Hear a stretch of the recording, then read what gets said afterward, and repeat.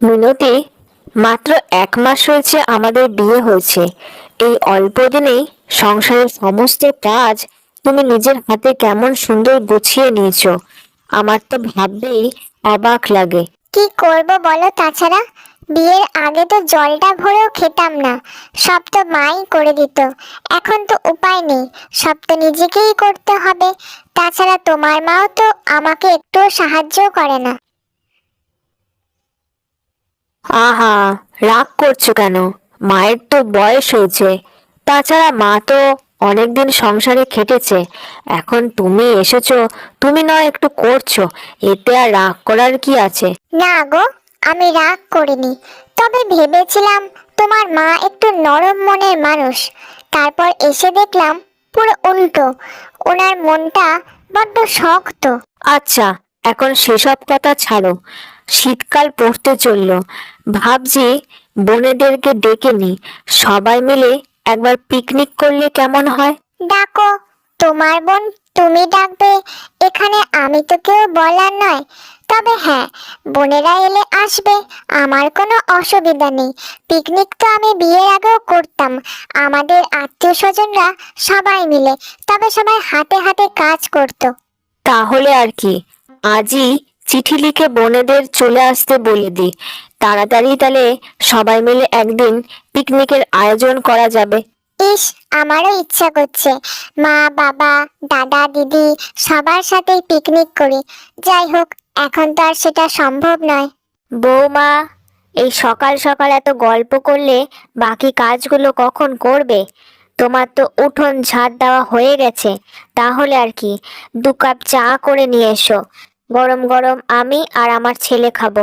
তারপর ঘরের বাকি কাজগুলো সেরে ফেলো। হ্যাঁ, এই তো আমার উঠোন ঝাড় দেওয়া হয়েই গেছে। আমি এখনই যাচ্ছি, আপনাদের জন্য গরম গরম চা করে এনে দিচ্ছি। মা, চিঠিতে রুমকি আর চুমকিকে আসতে বলেছি।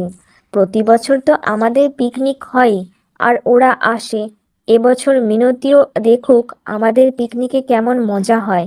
আমাদের ওই রান্নার ঠাকুর, ওই যে গো, ওই হরি কাকা, ওই হরি কাকাকে বলে দেবো।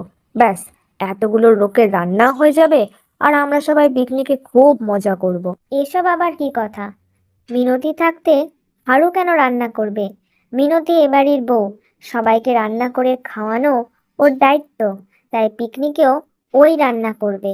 তুমি তো জানো মা, আমাদের 4 জনের রান্না করতে মিনতি হিমশিম খেয়ে যায়। সেখানে বোনেরা আসবে বলে কথা, রান্না যদি ভালো না হয় তখন কি হবে?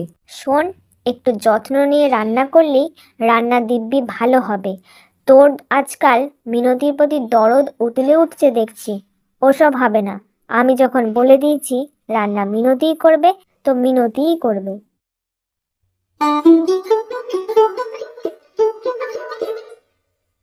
বিয়ের আগে তো জলটা গড়িয়েও খেতাম না, ননদরা প্রথমবার আমার হাতে রান্না খাবে। কি যে চিন্তা হচ্ছে সে আর বলার নয়। তাছাড়া পিকনিকেও 6 জনের রান্না করা, আমি যে কি করে কি করব। এক কাজ করব, সকাল সকাল উঠেই রান্না শুরু করে দেব।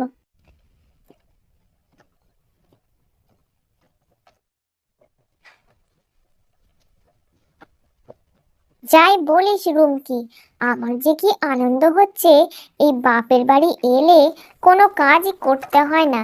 এতদিন তো মা করতো, এখন বৌদি সব রান্না করবে আর আমরা বসে বসে খাবো। আনন্দ কি তোর একা হচ্ছে নাকি? আমারও তো হচ্ছে। শ্বশুর বাড়িতে কত কাজ করতে হয়, আর বাপের বাড়ি এলে উফ, কি শান্তি। কটা দিন বিশ্রাম নিয়ে থাকবো। যা বলেছিস, এই তো এই চলেই এলাম। ওরে রতন, কই রে? কোথায় গেলি? রুমকি চুমকি আসার সময় হয়ে গেল তো। তুই বাড়ির সামনেটা একটু এগিয়ে গিয়ে দাঁড়িয়ে থাক। ওরা এলে ওই জিনিসপত্রগুলো নিয়ে আসবি। আমি একটু বাজারের দিকে যাই, ভালো মাছ আর কচুর শাক পেলে একটু নিয়ে আসবো।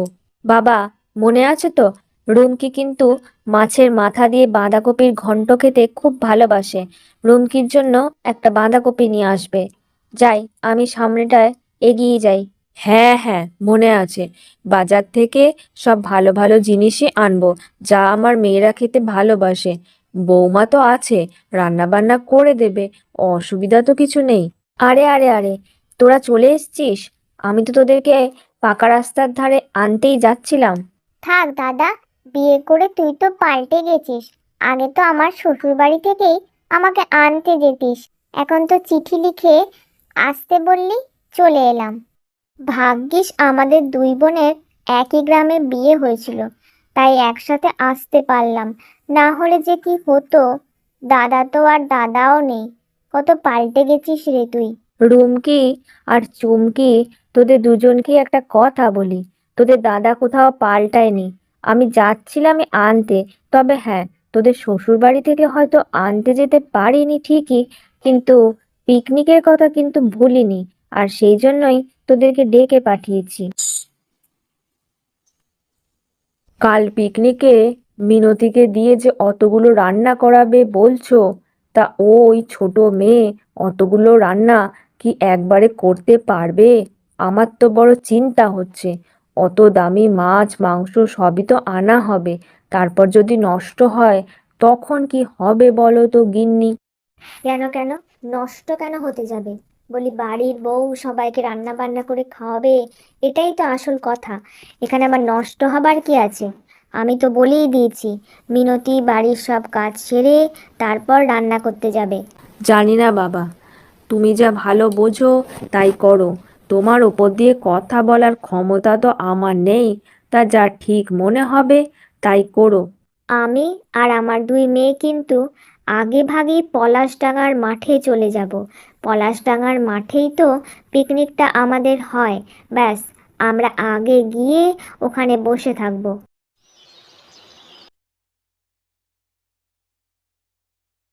যাক বাবা, আগে তো মায়ের সাথে দুটো একটা কাজ হলেও হাতে হাতে করতে হতো, এখন আর সেসব কিছুই করতে হচ্ছে না।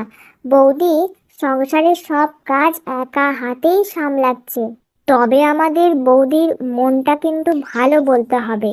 আমাদের দুজনকে কাজ করবার কথা কিন্তু একবারও বলেনি, একাই কিন্তু সংসারের সব কাজ করে যাচ্ছে। হ্যাঁ, সেটা তো তুই মন্দ বলিসনি, তবে আমরাই বা কোন দিক থেকে খারাপ? শ্বশুর বাড়িতে তো আমরাও কম কাজ করি না। আমাদের যদি ননদ এরকম প্রশংসা করতো আড়ালে, কত ভালো লাগতো। একদম ঠিক বলেছিস। চল, আমি একটু পাশের বাড়ির ফুলির সাথে দেখা করে আসি। বিয়ের পর থেকে তো ভালো করে ওর সাথে গল্পটাও করা হয়নি। এতদিন বাদে এসেছি, ওর সাথে একটু গল্প করে আসি। কাল পলাশডাঙ্গার মাঠে পিকনিক হবে। সকাল সকাল আমাদের সবাইকে চলে যেতে হবে।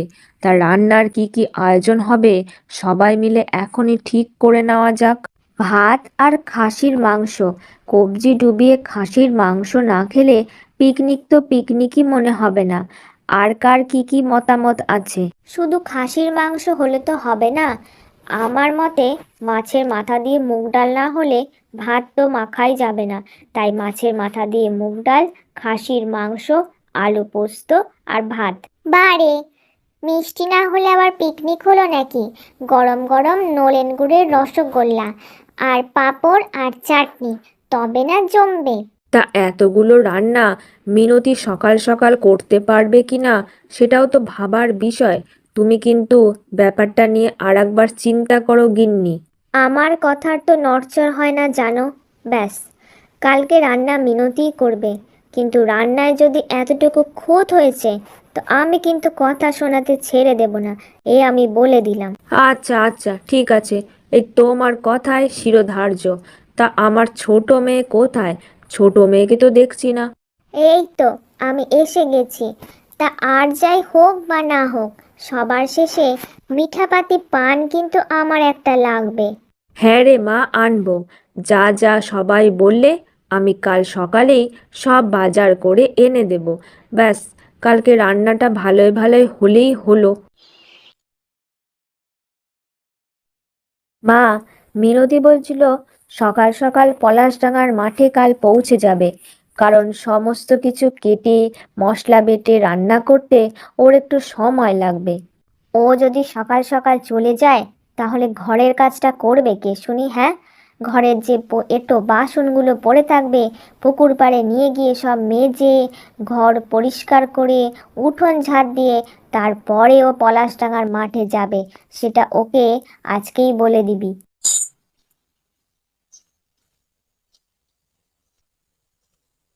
আচ্ছা, তোমার মায়ের মনে কি এতটুকু মায়া দয়া নেই? আমি তো রান্না করব না তা তো বলিনি, আমার শুধু একটু বেশি সময় লাগবে। তা কালকের দিনটা রান্না করে এসে যদি ঘরের কাজ সারতাম তাতে কি হতো না? কি আর বলি মিনতি, তুমি তো জানো মায়ের ওপর দিয়ে কথা বলার ক্ষমতা আমার নেই। তা কালকের দিনটা একটু কষ্ট বিষ্ট করে একটু চালিয়েই নাও। ঠিক আছে ঠিক আছে, বুঝেছি। বাড়ির বউ কি না, তাই কারো দয়া মায় নেই আমার ওপরে। বউ মরলো কি বাঁচলো তাতে কার কি যায় আসে।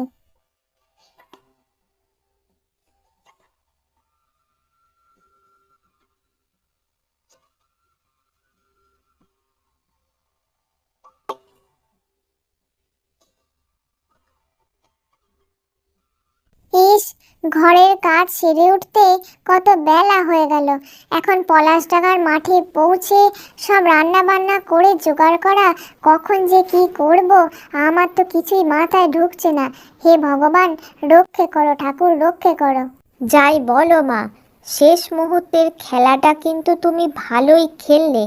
সবাই কিন্তু একদম চমকে যাবে, আমাদের মিনতিও, আমাদের দাদাও আর বাবাও। সে আর বলতে, সবাই আমাকে ওপর থেকে যতই শক্ত মনের ভাবুক, মনটা কিন্তু আমার যথেষ্ট নরম। মিনতি সংসারের সমস্ত কাজ সামলায়, তোরা এসেছিস, তোদেরকে কোনো কাজও করতে দেয়নি, একা হাতে ঘরের সব কাজ সামলেছে।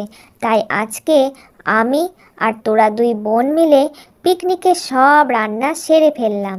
বলছি মা, আপনি বুঝি আমার উপর রাগ করে আছেন? আমার এই ঘরের কাজগুলো সারতে একটু দেরি হয়ে গেল। তা যাই হোক, আমি চলে এসেছি, কি করতে হবে বলে দিন। তোমাকে কোনো রান্না বান্না করতে হবে না বৌমা, তোমার শাশুড়ি মা আর দুই ননদ মিলে সব রান্না সেরে ফেলেছে। তোমাকে ওই জন্যই তারা দেরিতে আসতে বলেছিল, যাতে তারা তাড়াতাড়ি করে রান্নাগুলো করে নিতে পারে। ওমা, সে কি! আমি শাশুড়ি মাকে কত খারাপ ভাবতাম, এখন তো দেখছি শাশুড়ি মার মনটা নারকেলের মতো, ওপরটা শক্ত হলো ভেতরটা নরম। এই যে, আমি আজকে নিজে হাতে সবাইকে খাদ্য পরিবেশন করছি, আমার যে কি আনন্দ হচ্ছে। প্রতিদিন তো মিনতিই সব করে, আমি আর এখন কোথায় করতে পারি। যাই হোক, এইটুকুই আমি আজকে করি।